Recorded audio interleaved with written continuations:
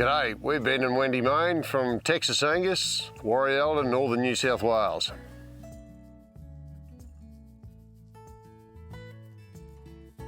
Texas Angus was formed in 1936. The Scottish-Australian company brought out 21 heifers and a bull from Scotland and formed at Texas Station, Texas, Queensland.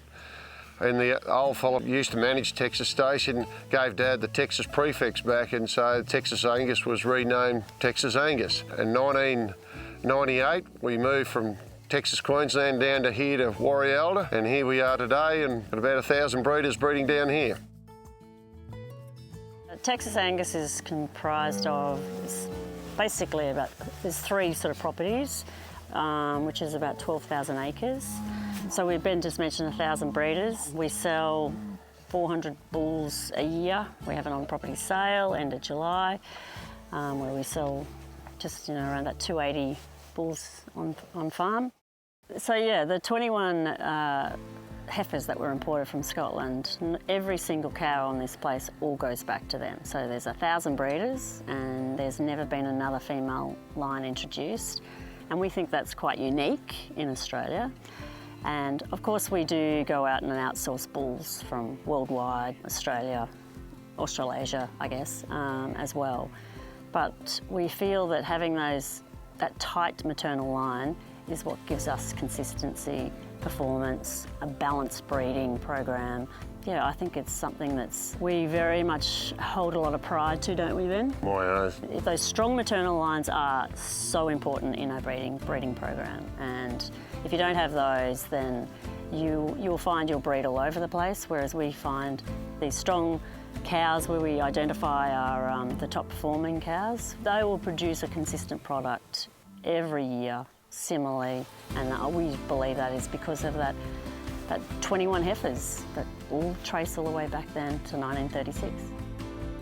We treat the cows in a completely commercial situation. They don't get fed, and they've got to survive and thrive on what we do here, and that's probably one of the big reasons why we've been able to put Angus cattle into a lot of areas that Angus don't usually go. And also we push the boundaries on, it's not just about the cow-calf producer, it's every sector of the industry's got to make money.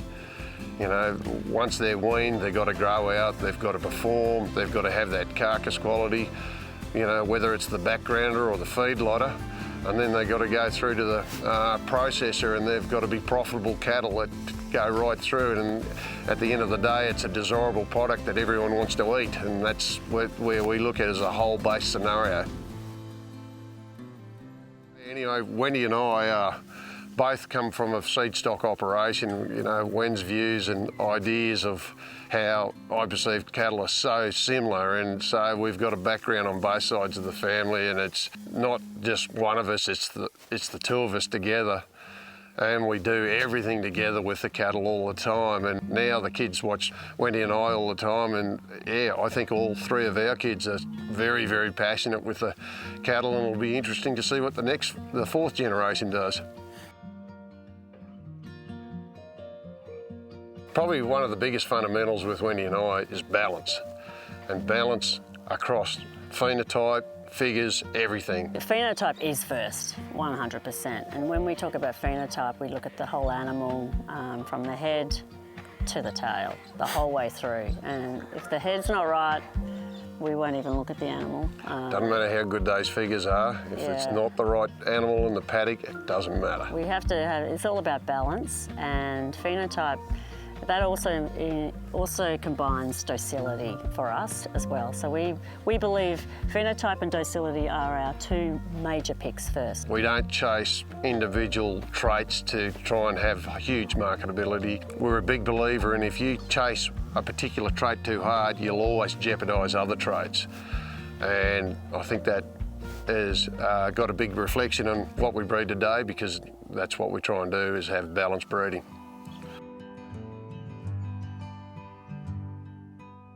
When we came here, this place was very run down, and basically we used chemical-based fertilisers and everything to try and get further ahead. And yes, it worked to one degree, but Wendy and I definitely believe these chemical-based fertilisers are like a drug. Unless you keep using them, it doesn't work. It just falls apart.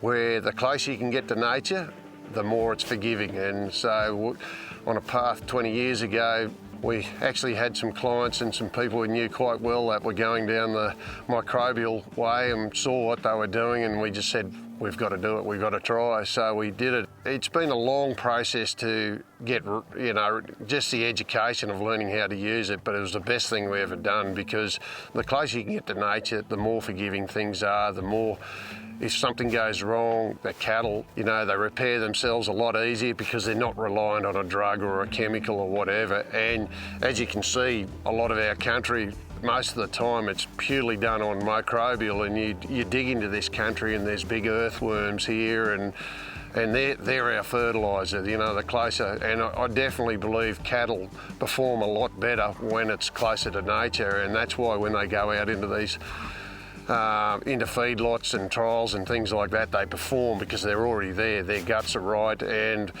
Wendy and I are a big believer in that's why a lot of our bulls can go where they go, because their gut is right and they can adapt into new conditions, and their ruminants can adapt a lot quicker, and that's why they survive and thrive in so many different areas. We met when we were about 19, and nothing to do with cattle. Nothing to do with cattle. No clue that he was a Angus breeder, and it's funny how the stars align. And yeah, I think we both sort of had this similar passion of breeding cattle, and I think if you have a passion for something that you love and you get up every day, then that makes I think it makes life so much easier, and it just brings happiness, and we work a lot here. There's only 4 of us, as you can see in the background. There's just Declan, our gap year student, and we've got an Argentinian and Marcos, and yeah, it's just 4 of us. So we work hard, but we do love what we do.